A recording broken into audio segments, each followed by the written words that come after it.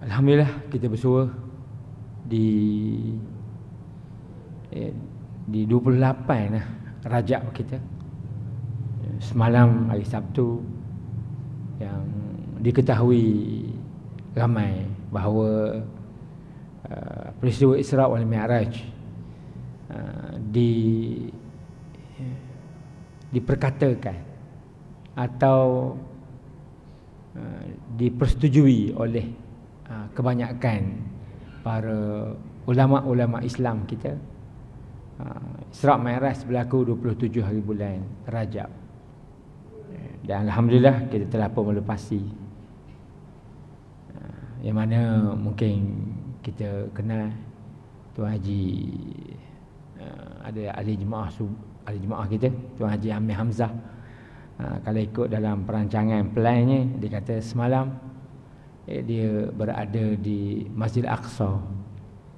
Memang dalam plannya 27 hari bulan. Masya Allah tuan-tuan sekalian, kita cerita je Masjid Aqsa, dia pergi betul ke sana. Tapi dia tak naik burak lah tuan-tuan sekalian. Dia naik kapal terbang katanya pergi ke sana. Dan allazi barakna haulahu, yang Allah Ta'ala sebut dalam Al-Quran, yang kami berkatkan persekitarannya. Kisahnya bukan lebih kurang. Yang berlaku Isra' zaman Nabi dan berlaku pada Nabi sendiri. Masa Nabi kita Isra' ke Baitul Maqdis, masa itu pun tuan-tuan sekalian, Baitul Maqdis dia bukan di bawah pemerintahan Islam. Masa itu Baitul Maqdis di bawah jajahan Rom. Rom Timur namanya. Rom Timur di Palestin, Rom Tengah di Konstantin. Konstantin itu Istanbul lah. Rom betulnya di Itali.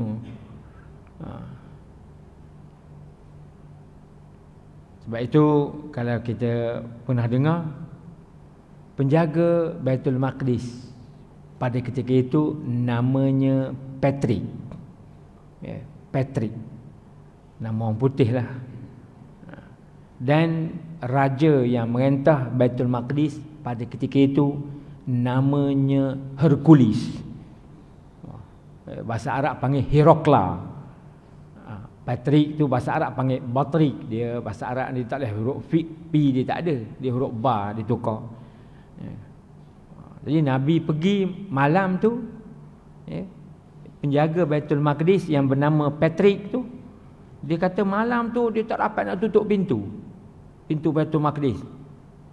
Tutup tak reti bahasa, tutup tak reti bahasa. Senai umpi tak pergi juga. Jadi dia kata kalau macam ni sampai pagi esok tak sudah ni. Dia tinggal je. Dia tinggal dia balik ke rumah. Besok dia datang, molek pintu tu. Pintu tu main elok. Tak ada pula naik bonggol ke kena air ke, tak ada pula nya. Pagi esok tutup elok. Jadi perkara tu misteri. Sehingga ke 30 tahun peristiwa tu misteri. Sampai 30 tahun rupanya ulama-ulama Islam kaji bila rupanya pada malam tersebut, malam itulah berlakunya Isra'nya Nabi sallallahu alaihi wasallam, menzahirkan bahawa Isra' Nabi ini jasad dengan ruh sekali, atau ruh dengan jasad sekali. Sebelum tu kebanyakan menyatakan bahawa Nabi Isra' ni ruh saja, jasad tak pergi. Sebab bukti-bukti zahiriyah dia tak nampak. Tapi kalaulah Nabi pergi ruh dengan jasad, jasad Nabi dia kena melalui proses kemanusiaan lah. Maksudnya cuba kita masuk masjid, tak kira siapa datang pun, dia kena buka pintu tu. Jarang dia nyeberang ikut cermin, masuk. Itu bukan ustaz lah tuan-tuan sekalian. Boleh masuk rak terus ke dalam. Itu luar biasa tu. Tapi Nabi ni dia kena melalui proses kemanusiaan dia. Jadi sebab itu proses kemanusiaan Nabi kita, pada malam tersebut salah satu pintu Baitul Maqdis tak dapat ditutup kerana Allah Subhanahu Wa Taala nak beri laluan. kepada junjungan besar kita Nabi Muhammad sallallahu alaihi wasallam. Jadi lepas pada 30 lebih tahun barulah ulama Islam menyatakan bahawa Isra'nya Nabi ruh dengan jasad-jasadnya sekali. Ya. Sebab itu penyelidik dunia, pengkaji dunia menyebutkan bahawa Baitul Maqdis ni memang satu tempat yang pelik dalam dunia, iaitu perebutan kuasa-kuasa agama yang besar. Sebab itu sebelum Nabi, kuasa Rom ni Kristian lah. Dan Baitul Maqdis ni dia dimerdekakan di zaman Muawiyah bin Abu Sufyan, iaitu zaman Sayyidina Umar Al-Khattab radhiyallahu anhu. Muawiyah ni dia ahli politik, tuan-tuan sekalian. Sebab itu Muawiyah ni popular dengan nama ahli politik. Dia ni berpolitik, dia pandai bercakap. Dia bercakap je. Sebab itu negeri yang dimenangi oleh Muawiyah tak ada perang. Dia pakai kecek-kecek gitu. Jumpa Tok Empat kecek, jumpa Tok Mengulu kecek, jumpa YB dia kecek-kecek gitu je. Pandai dia bercakap. Orang serah negeri gitu ya ke dia. So begitu, ada orang pandai bercakap. Cakap pandai. Formula tu formula. Kalau dia cakap ngomong orang tu percaya ke kan? Menang contoh dengan bercakap. Sehinggalah Palestin pun. Orang kata Palestin tu, bayangkan Muawiyah orang Arab. Dia bukan orang Rom. Boleh dia jumpa Hercules, dia jumpa Patrick tu. Boleh dia kecek Hercules. Hercules ni la ilaha Allah. Orang kata badan gaya Undertaker tu. Tinggi 6 kaki 8 inci. Dada ni la ilaha Allah. Misai. Tapi dengan Muawiyah, kecek-kecek Muawiyah, kalah dia. Balik dia ke kampung dia, ke Rom tu. Itu zaman Sayyidina Umar tu. Zaman Sayyidina Umar kan, Sayyidina Umar pergi nak nerima kunci Baitul Maqdis. Bukan perang pun. Di Baitul Maqdis sikit-sikit tu mungkin ada lah. Kerana Muawiyah je. Muawiyah dia pandai berpidato, bercakap, dia pandai. Sehingga boleh. Sebab itu hari pembukaan Baitul Maqdis di zaman Sayyidina Umar pergi dengan hambanya. Adapun Muawiyah dah nanti dah di Baitul Maqdis. Muawiyah dah pakai lawa dah. Pakai baju gaya askar pimpinan Rom. Sayyidina Umar pergi baju koyok tampil nak sampai ke Baitul Maqdis. Orang kata, Muawiyah, awak kan jumpa Sayyidina Umar, teruk awak kerja je kan? Dia pakai baju wudu je. Awak pakai gaya-gaya Rom tu. Muawiyah kata tak apa. Biar. Nanti kan kalau Sayyidina Umar jumpa, aku cakap lah benda nak cakap. Ada habis terima kunci, Sayyidina Umar panggil Muawiyah. Muawiyah, ngapa lawa baju? Baju kuih koyok rata ni, tampil. Tapi Muawiyah ni pandai. Dia kata apa? Wahai Amirul Mukminin, ini negeri Rom. Negeri Rom, orang Rom, pimpinan dia kena pakai macam ni. Kena pakai tanyok, kena pakai jubah dia, kena pakai, barulah penduduk dia hormat. Jadi kalau saya pakai lekeh, orang sini tak hormat. Jadi pakai gini, ini pimpinan baru Islam. Oh gitu, tak apalah, kata Sayyidina Umar. Sayyidina Umar pun kalah, tuan-tuan sekalian, dengan Muawiyah punya kecek. Tak jadi Sayyidina Umar nak marah ke Muawiyah. Sebab dia pandai di situasi yang sesuai untuk dia bercakap. Muawiyah ni anak pada Abu Sufyan. Dia masuk Islam pun lambat banding dengan Sayyidina Umar, banding siapa. Dia masuk Islam hari pembukaan Kota Makkah. Baru dia masuk Islam. Pembukaan Kota Makkah tahun ke-7 Hijriah. Maknanya dekat nak 20 tahun, lebih kurang 18 tahun. Nabi 22 tolak 3 jadi 18, 19 gitulah. Tolak lagi lah dengan Sayyidina Umar 2 tahun gitu. 17 tahun lah kurang lebih dia masuk Islam selepas daripada Sayyidina Umar. Bersama dengan ayah dia. Tapi Muawiyah dia terus aja. Hari pembukaan Kota Mekah tu, Muawiyah terus masuk Islam. Kerana dia tak nak lagi dah berlawan-lawan dengan Nabi dan sebagainya. Tapi ada pun ayah dia Abu Sufyan, dia minta tangguh, ya. Dia minta tangguh dengan Nabi. Itu Abu Sufyan ni pak mentua Nabi, pak mentua, tapi dia kafir peringkat awalnya. Tapi hari pembukaan kota Mekah tu, Rasulullah dia pergi jumpa. Ada kata Rasulullah berjumpa dengan dia, ada kata dia berjumpa dengan Rasulullah. Tak apalah tu, ya. Rasulullah kata apa? Wahai ayahanda, bukan, Abu Sufyan kata, wahai Muhammad, awak beri ke ayah tempoh 2 minggu. Saya nak mikirkan Islam ni molek tak molek, betul tak betul. Tapi oleh kerana Nabi sangat baik, Nabi beritahu apa ke ayah dia? Wahai ayahanda, jangan ke 2 minggu, 2 bulan bagi tempoh.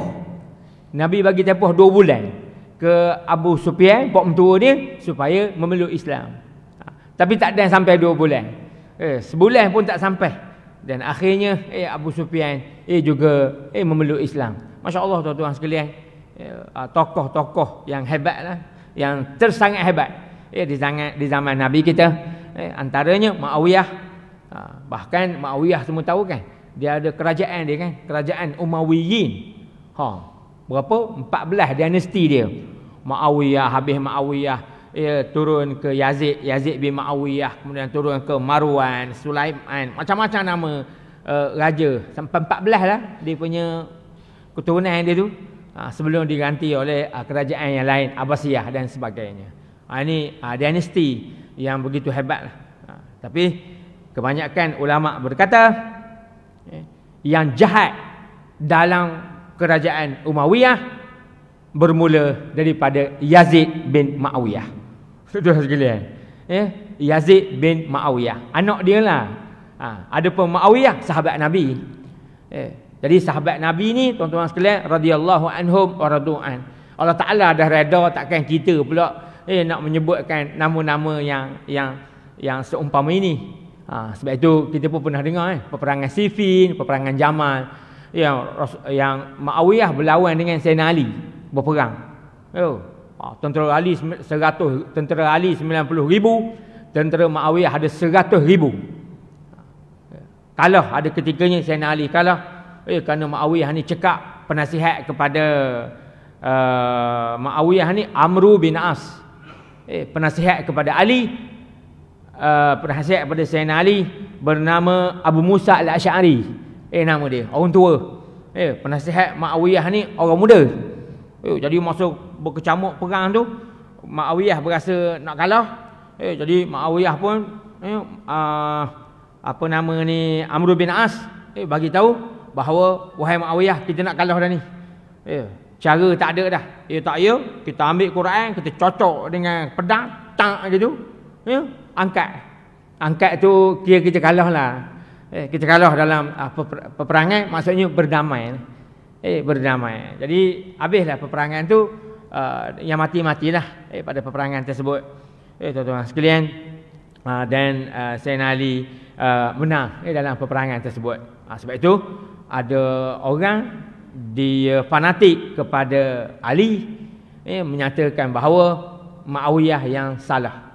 Ada yang fanatik kepada Muawiyah, menyatakan bahawa Ali salah. Tapi Imam Syafi'i kita ditanya oleh orang, wahai Imam, sebab Imam Syafi'i dia kendian, dia lepas pada Nabi 150 tahun. Imam Syafi'i lahir tahun 150 Hijriyah. Lebih kurang gitulah. Pernah ditanya kepada Imam Syafi'i, wahai Imam, siapakah yang lebih jahat di antara Ali dan Muawiyah? Sebab Muawiyah lawan Ali. Ali ni khilafah selepas pada Sayyidina Osman. Imam Syafi'i mengambil jalan tengah, menyatakan bahawa debu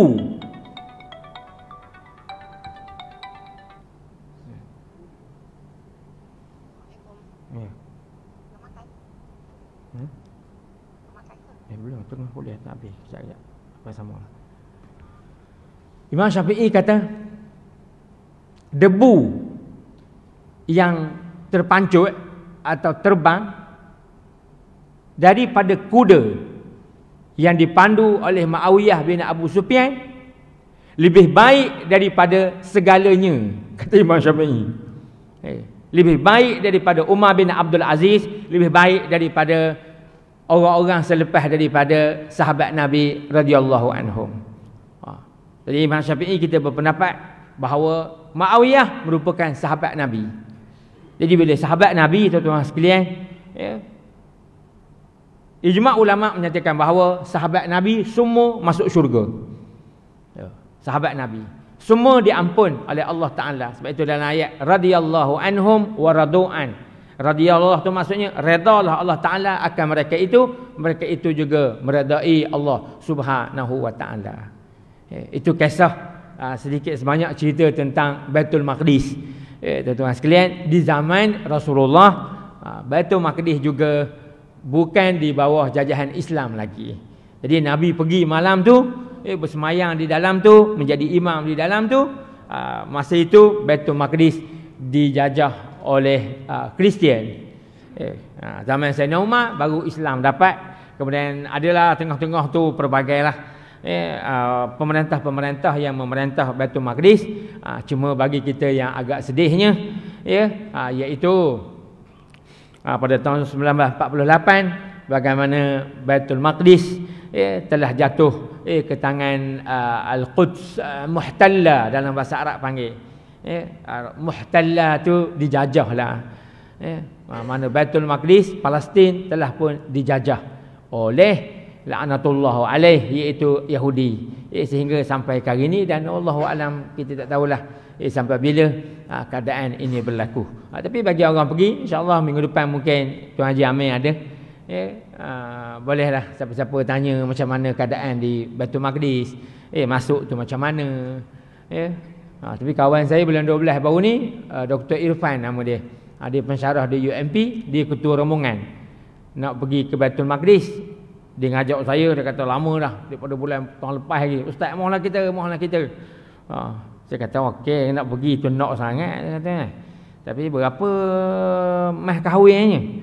Dia kata 12,500. Tuan-tuan sekalian, Allah kata 12,500. Pergi dah dulu, kau doa kajak pergi. Kalau 2,500 harus lepas, tuan-tuan sekalian. Tapi memang 12,500 mikir banyak kali nak pergi. Jadi kawan saya pergilah. Pergi sampai je ke Jordan. Travel agency dia panggil doktor ni. Doktor, minta maaf, nama doktor tidak dibenarkan masuk ke Baitul Maqdis. Nama dia, visa semua ada dah. Dia visa dia superskan visa pergi umrah, dia pakai kertas dia tak cop pada pasport kita. Pasport Malaysia tak boleh cop sebab kita ada dalam pasport tak boleh pergi ke sana. Dia lamping kertas dia letak kertas tu visa lah. Macam pergi umrah sekarang lah. Visa tu pada kertas dia tak lepas masuk ke Baitul Maqdis. Jemaah dia 40 orang semua lepas, tinggal dia seorang aja. Mujur tepi pintu pagar, tak ada hotel, tidurlah di hotel tu 4 malam. Betul sekalian. Hak lain semua masuk dalam. Pana betul dia kata. Dengan keadaan ni yang ada. Wallahu alam, tapi yang kalau baru masuk tak ada masalah. Nanti kita jumpa Tuan Haji Amir. Mungkin dia boleh ceritalah. Bagi orang first time tak ada boleh masuk negeri Palestin tersebut ataupun Baitul Maqdis, atau juga disebut sebagai Dhiffatul Gharbiyah. Sekarang tinggal 2 ya tuan-tuan sekalian. Tinggal 2 je. Belah utara ataupun Baitul Maqdis tu dipanggil Dhiffatul Gharbiyah. Cakap Melayunya panggil tebing barat. Cakap Melayu. Bahasa Inggeris panggil West Bank. Tebing barat. Kemudian di bawah tu dipanggil Gaza. Bahasa popular panggil Gaza. Saya hari Isnin lepas nak jadi cerita. Hari Ahad tu Tuan Haji Amir cerita dia nak pergi Baitul Maqdis. Jadi hari Isnin tu saya janji jumpa dengan Tok Imam. Tok Imam dia telefon saya, dia kata ustaz yang untuk di rumah Palestin tu janji pukul 11. Sampai pukul 11 ada tetamu datang ke rumah saya. Saya pun mesej Tok Imam, saya kata lewat sikit lah ada tetamu datang. Tak apalah Tok Imam kata. Sampai 11.30 tamu saya tak balik lagi. Jadi dekat pukul 12 dah. Saya pun mesej ke Tok Imam Fairuz. Tok Imam Fairuz kita tak sihat lagi. Masih cuti sampai 24 bulan esok. Kemudian sampai pukul 12 dia tak balik lagi. Sudah dah janji Tok Imam pukul 12. Saya WhatsApp sikit, Tok Imam, minta maaf Tok Imam. Saya ambil gambar tetamu saya hantar ke Tok Imam. Tok Imam, tetamu ku tak mau balik-balik ya. Takkan halau dia balik. Jadi saya baraklah. Saya pun tak sangka tuan-tuan sekalian. Tetamu datang ke rumah saya. Saya pun tak tahu siapa datang. Tak ada dalam plan, tak ada telefon, tak tiba-tiba datang. Ada 4 orang. Dan salah seorang daripadanya orang Palestin, tuan-tuan sekalian. Salah seorang daripadanya orang Palestin. Dia datang. Dia tak tahulah macam mana dia cari rumah saya jumpanya. Ada orang bawa lah. Saya kata, awak ni duduk mana? Dia kata daripada Palestin lah. Saya kata Palestin tu tebing barat ke Gaza? Dia duduk Gaza. Mana hidup di Gaza? Dia muda daripada saya. Saya kata macam mana hidup sana? Dia kata okey, bolehlah. Dan kita tahulah kan, Gaza ni dia perang je dengan Israel. Dia ada tembok tinggi. Setinggi ni tembok. 30 kaki punya tembok. Pagar di Israel. Seluruh Gaza. Kadang Israel serang tak serang. Tapi dalam pada hidup kusut-kusut gitu, saya tanya, anak apa orang? Dia kata tak ramai. 8 orang. Tuan-tuan sekalian. Dalam pada kusut-kusut nyadi juga. Ya. Kita rasa takut nak beranak takut. Tak ada hal lalu rupanya. 8 orang. Dia tunjuk gambar. 7 laki-laki, 1 perempuan. Ada anak kecil perempuan. Yang main tuan-tuan sekalian. Ya. Dalam perang-perang pun jadi juga. Sebab perang Kemboja tu kan. Ada makcik yang pergi haji sekali dengan saya. Dalam pada kusut-kusut Kemboja, beranak ke dia kata. Beranak. Lari malam tu lari, dia kata lari ni pijak atas mayat. Pijak. Kalau tak pijak atas mayat bahaya dia kata. Sebab itu apa, jerangkak sama ni. Jadi lari tu pijak atas mayat. Pijak sampai ke selatan Thailand. Daripada Kampung Chang tu. Tengah-tengah Kemboja. Saya kata, berdua je lagi. Tak. Masa itu ada baby baru lahir. Itu sekalian. Dan ke dia. Mana dia Pol Pot ni, dia memerintah Kemboja 2 tahun je. 2 tahun setengah gitulah. 74, 75. Pol Pot. Kalau siapa pernah dengar kisah Pol Pot, dia memerintah Kemboja 2 tahun lebih sikit je. Kemudian dia diserang oleh Komunis Vietnam. Sebab Komunis Vietnam ni dia mesyuarat. Dia kata Pol Pot ni komunis sesat. Komunis sesat. Rupa dalam komunis pun ada sesat tak sesat, ada belaka. Sebab Pol Pot ni dia ganas sangat. Cara pembawakan dia bunuhnya habis. Tak kira orang Islam tak Islam, habis dibunuh. Cuma tinggal orang Khmer aje. Dia dipanggil Khmer Rus, istilah dia panggilnya. Orang Khmer je boleh hidup di negeri dia pada ketika itu. Mana dalam kecamak-kecamak tu, ada juga baby. Bawa lari bersama. Cubalah orang Palestin datang ke rumah saya hari Isnin yang lalu. Baik, sambung kepada hadis kita tuan-tuan sekalian. Hadis kita panjang. Ada 3 muka surat hadis kita pada pagi ini. Cerita dia an-nahyu anil khitbati rajuli ala khitbati akhihi, iaitu tegah daripada kita meminang orang yang telah dipinang oleh orang. Carilah orang lain pula. Kerana mungkin tak ada rezeki kita. Tuhan ni beri rezeki, wallahu yarzuqu may yasha. Tuhan kata rezeki dia beri kepada yang dia beri. Yang dia tak beri tak dapat. Memang kita nak kepada seorang, mungkin dia lawa, mungkin anak orang kaya, mungkin. Tapi dia telah dipinang oleh orang. Jadi tak dapatlah kita. Carilah orang lain pula. Baik, hadis yang ke-65 an Abi Bakrata ibni Abi Hatim ibni Abil Jahmi qala dakhaltu ana wa Abu Salamata ibnu Abdurrahman ala Fatimah binti Qaisin fahaddatsana anna zawjaha talaqaha salasan. Talak 3 betul. Walam yaj'al laha sukna wala nafkah. Qalat wa wada'a li ashra aqfizati inda ibnu ammi lahu khamsata sya'iran wa khamsata burran. Qalat fa ataitu Rasulullah sallallahu alaihi wasallam fa zakartu zalika lahu. Qalat fa qala sadaqa.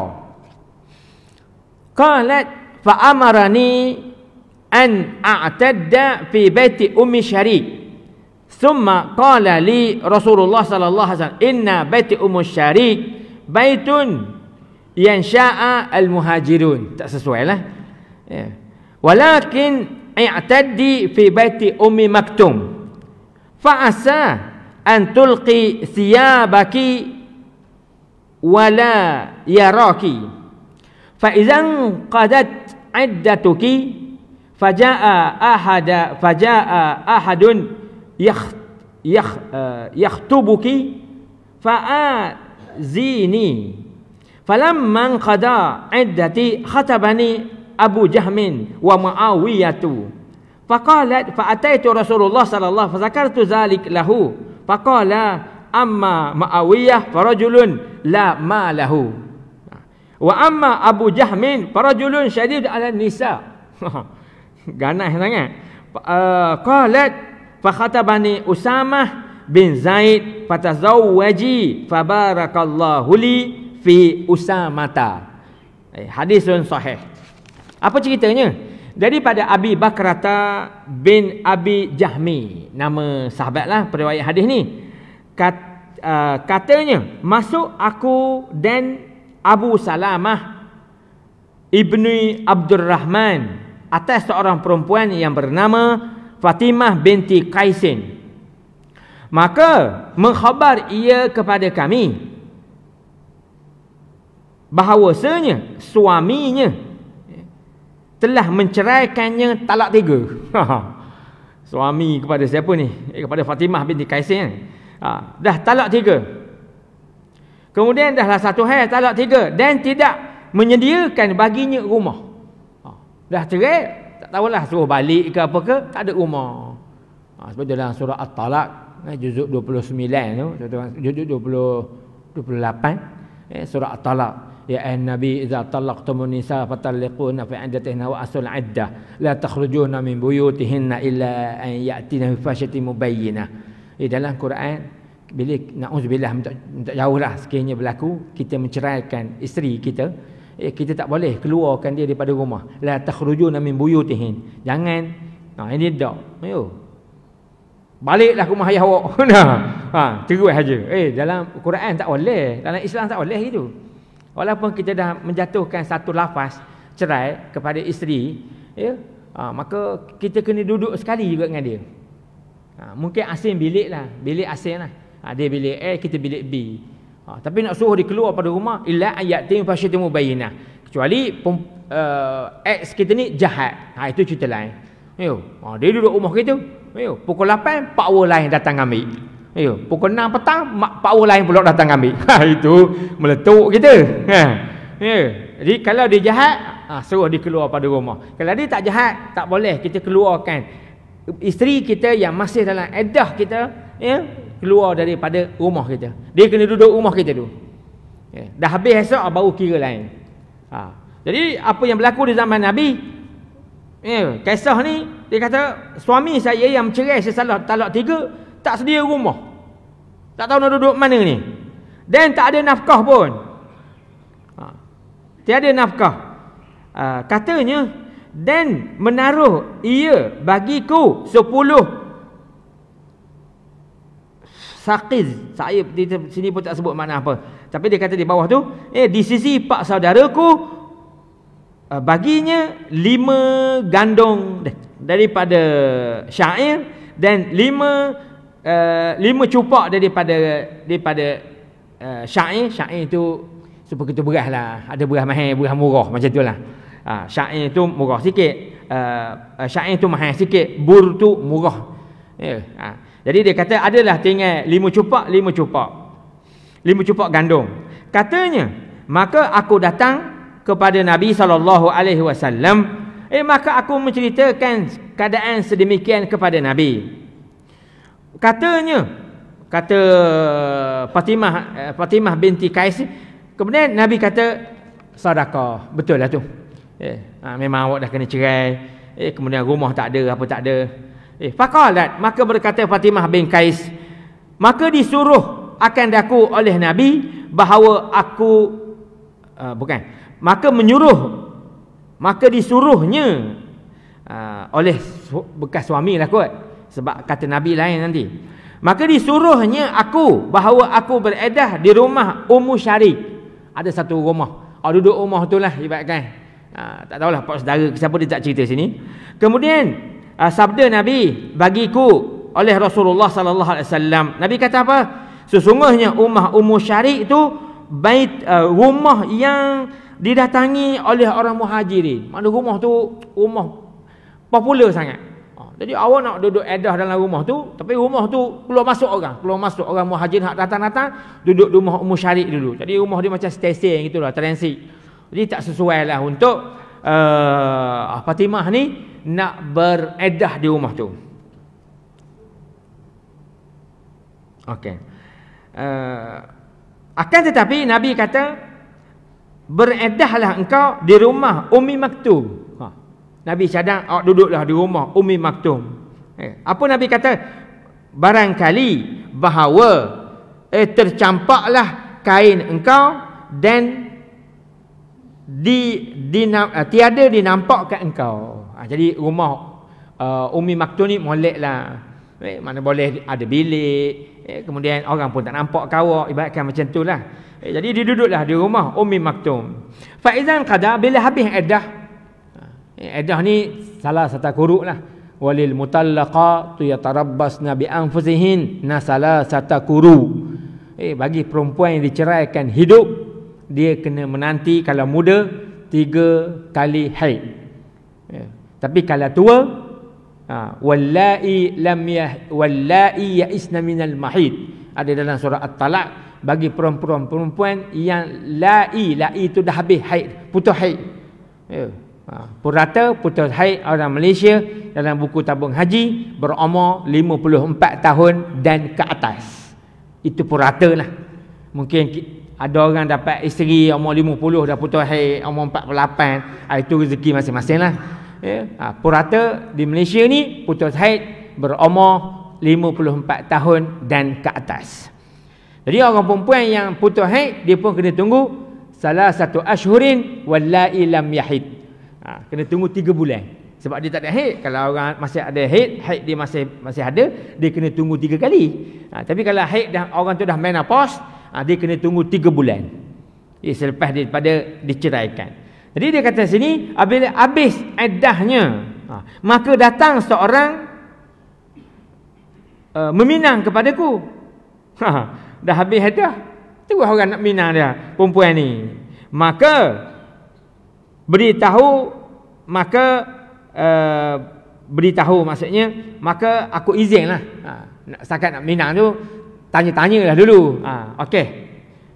Asal aku izinkan, kata di Fatimah. Maka tatkala bukan.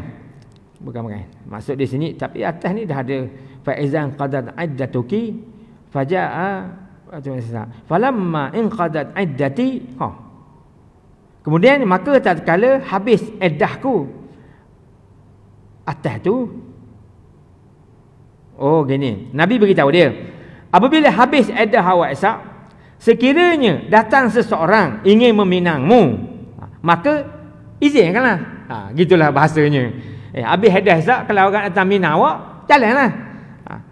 Maka tatkala habis iddahku, datang seorang nak meminangku yang bernama Abu Jahmin dan Muawiyah. 2 orang nak minang dia. 2 orang. Sudah. Mana lakulah ni. Maka kataku, aku datang kepada Nabi SAW. Maka aku menyebutkan yang sedemikian. Dia cerita, ya Rasulullah, ada 2 orang datang nak minang. Seorang bernama Abu Jahmin, seorang lagi Muawiyah nama dia. Tak tahulah Muawiyah anak Abu Sufyan ke Muawiyah lain tu, tak pasti dah. Dia tak nyata dalam ni. Jadi dia pun dengar-dengar kata, pergi jumpa Nabi lah. Sebab Nabi ni pemutus. Zaman itu Nabi ni pemutus. Maknanya kalau Nabi kata lah, bibi gitulah. Macam kita Tok Imam, macam tu lah. Tok Imam ni jangan itu sangat. Tok Imam, kau nak minang orang belah kampung tu, kau ni awak setuju ke tak? Tok Imam kata, kau rasa tak apa molek. Orang tu, rupa nak ke dia? Dia tu dia. Anu lah dia. Kita jangan main, bukan maksud kita. Jadi Nabi ni maksum. Maknanya kalau Nabi jawab lah, dia tak ada A, B, C, tak ada. Jadi Fatimah ni jumpa dengan Nabi. Jumpa dengan Nabi menceritakan keadaan sedemikian. Ada orang nak minang dia. Apa Nabi kata? Nabi berkata, amma adapun Muawiyah, Nabi beritahu ke Fatimah, lelaki yang miskin. La malahu, tak ada harta dia ni. Datang pun nak bersikau kayu. Kata tak ada. Lah Nabi cerita ni bukannya cerita keburukan orang. Nabi nak beritahu ke Fatimah tu, dia kata Muawiyah ni miskin. Dia tak ada, dia tak kaya lah. Miskin. La malahu, tak ada harta. Kemudian Nabi beritahu, adapun Abu Jahmil ni, hak seorang lagi, hak berdua datang nak bina ni, Nabi kata Abu Jahmil ni, dia ni ganas terhadap isteri dia. Syadidun ala nisa'ihi. Dia ni pernah kahwin kot, macam tu lah, ataupun tak ada suami, ada isteri lain. Nabi kata dia ni ganas suka macam-macam tahu, sepak lempang bini, tak tahulah. Ganas sangat. Nabi beritahu. Sebab itu kita dalam Islam, mengumpat tidak dibenarkan. Cuma dibenarkan dalam bab penyaksian. Penyaksian tu boleh. Contoh anak kita nak kahwin, ataupun anak orang lain nak kahwin, tanya kita. Kita tahu keadaan orang lelaki yang nak dikahwinkan. Contoh minta maaf lah, kalau kena budak tu penagih dadah, takkan kita nak senyap aja. Molek lah. Tu duk kaya semua. Kita molek lah. Jadi kita boleh beritahu, minta maaf lah. Saya bukan nak melarang perkahwinan ni. Tapi apa nama ni, lelaki ni tak baik sikit lah. Ngisap dadah sebagai contoh kan. Kita cerita lah. Ada pun soal dia nak juga, itu soal lain. Soal kita cerita. Ada saya cerita baru ni, baru sebulan lebih lah. Ada satu perempuan, dia mengadu, dia kahwin dengan seorang lelaki. Dia tak tahu perihal suami dia. Dah 8 tahun kahwin, baru dia tahu rupa suami ni penagih dadah rupanya. Suami dia 8 tahun. Dia tak tahu. Bila tahu tu suami penagih dadah, patutlah suami dia buat tindakan pelik-pelik. Dia tak bagi semua kawan isteri dia datang ke rumah, tak bagi air raya ke apa benda ke, semua tak bagi. Kemudian tahu guna gaya, suami dia orang Kelantan asalnya, tapi duduk di Kuantan lah. Suami dia balik ke Kelantan, dia ngabar ke bini dia nak jaga mak dia. Rupanya dia balik ke Kelantan, tak tahu di mana, dia kena tangkap di Kelantan. Tangkap kerana dadah lah. Lepas tu cara-cara hantar ke penjara Penang ni, penjara Kuantan. Hantar penjara dalam tempoh inilah dia nak minta pasah dengan suami dia. Nak minta pasah. Jadi adalah seorang ni cerita ke saya.